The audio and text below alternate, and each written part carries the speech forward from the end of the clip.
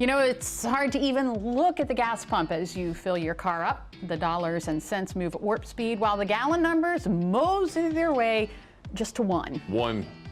So the burning question, I would guess, for everybody is, when in the world are we going to get some relief? It's anyone's guess, but we do know someone who stays on top of all things economy, and that is business professor at Salisbury University, Dr. Memo Diriker. Good afternoon. Thanks for joining us this afternoon. Thanks for having me. All right, I want you to tell us that they can only go down from here. Can you do that? I wish I could. I wish I could. Actually, there's still quite a bit of upside to this. I think we're going to see at least $150 per gallon of, per barrel of crude oil, which means the gas prices that you and I will be paying will continue to go up. Oh my goodness. So is the whole Ukraine thing driving this? Partially. It's not only that.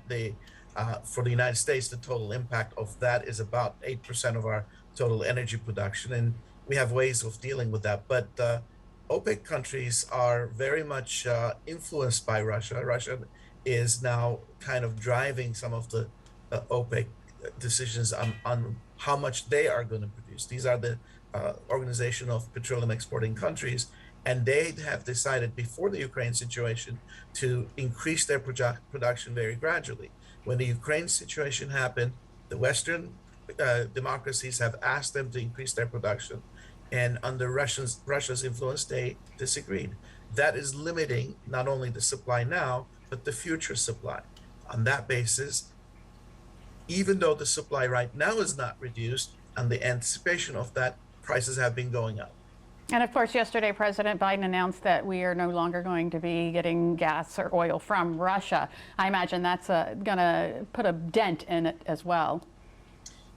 Temporarily, because we have the ability to source that 8% from other sources, including ourselves. You know, in this country, we have close to 10,000 wells that we haven't produced from yet that we can, if we so decide. So that is a temporary problem. The bigger problem is what the rest of the world is going to do and how it's going to impact the various economies.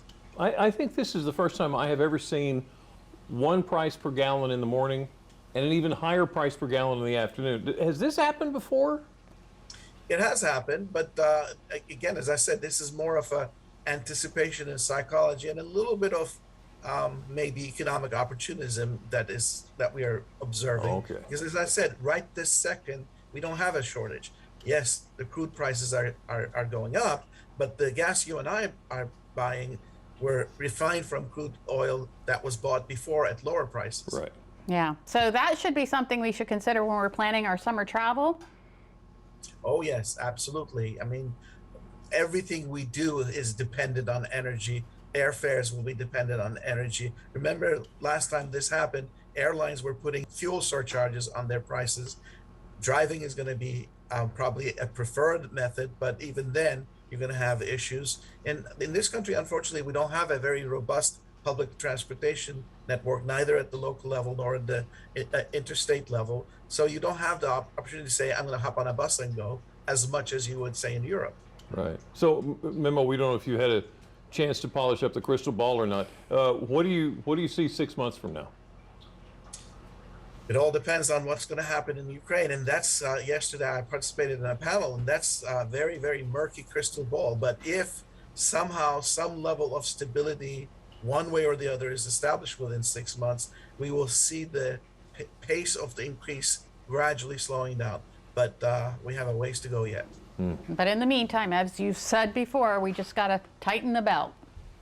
Correct. And interestingly, at the macro level, at the country level, this is not that big a disruption. You know, if crude goes from 130 to 150, it's going to add a 1% to the inflation. Inflation is already pretty high. I understand that's a problem, but that will lead the GDP coming down by about 0.5%.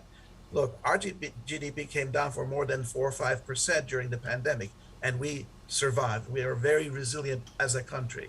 We got all kinds of resources. The problem is, in our part of the world, there are families, working families, who cannot already make ends meet. And for them, their annual gasoline expenditure going from $3,000 to $4,500 is a disaster. So there's the big country level issue, but more importantly here in our backyard, what does this do to our households? Yeah. Maybe it's time to start carpooling again. Yeah. Absolutely. Business professor at Salisbury University, Dr. Memo Diriker, thank you so much for your insight this afternoon. Thank you for having me.